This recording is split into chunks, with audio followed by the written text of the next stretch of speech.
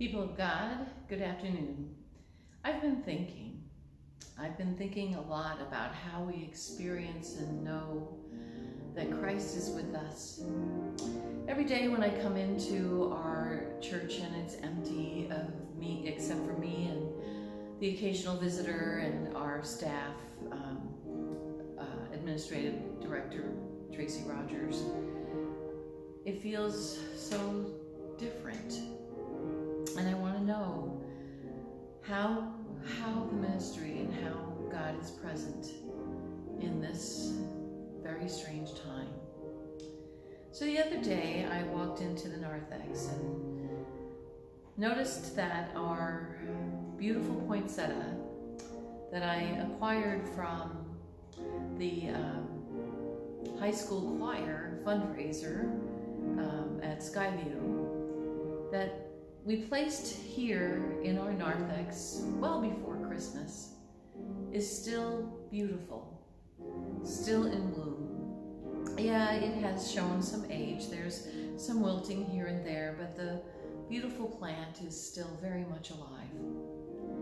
And it got me thinking about the nature of the church right now, and how we can trust and be confident that God is so fully and completely present, that God is still at work in the world, that God's handprints can be found everywhere. The scriptures give us words of hope in Deuteronomy when the Hebrews had escaped from Egypt's slavery and were wandering. Moses spoke these words to them. He said, "It is the Lord who goes before you. He will be with you. He will not leave you or forsake you. So do not fear and do not be dismayed." The poinsettia is the plant that we use often to mark the Christmas season because of its beauty, and its red petals represent the blood of Christ. So it holds the tension of both the nativity, the incarnation of God in the world through Jesus of Nazareth, and the atonement, the death of Christ, to put an end to the grip of sin and death on the world, to demonstrate the extraordinary power of God's love, to stand up against all earthly threats and all earthly powers.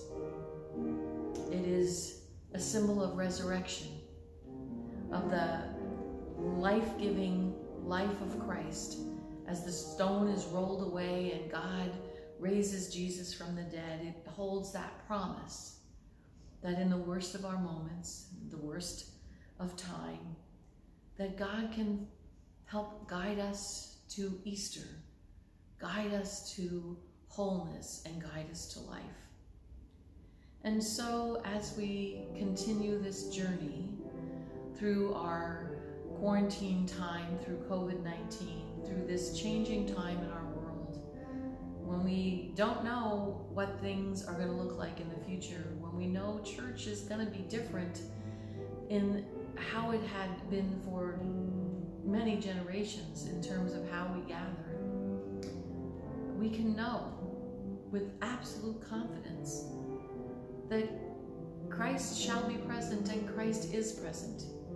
As we gather online, as we gather in virtual community, as we gather in very small groups, we know that Christ is present. And as we navigate our way through phase 1, phase 2, phase 3, and the long haul to a vaccine, we will know in whatever form we gather, Christ will be fully present. But the other thing that this beautiful plant tells me is that even when we cannot gather, even when we are out in the world trying to make a difference in small ways, even when we are looking for those opportunities to safely have an impact, whether it's our backpack program for foster children, the dignity bags, or the drive we will soon begin, care bags for seniors, vulnerable seniors. Christ is present in those too. And with resurrection hope, brings hope and dignity to those most vulnerable in our world. And so Christ is present in the church, still working in these crazy times to bring it to healing and to wholeness. In Matthew 28, Jesus says, "And behold, I am with you always to the end of the age." So people of God, let us walk with confidence in faith, trusting that God is present, that Christ is present, and that in this strange time, God is doing a new thing. And God is doing some old things. God is loving the world as God always has. God is working to redeem and heal the world as God has always done. And God is working through God's people as God has always. So together with one voice, people of God, with confidence, we say thanks be to God, for Christ is risen. Alleluia. Amen. Blessings to you all. I'll see you next time.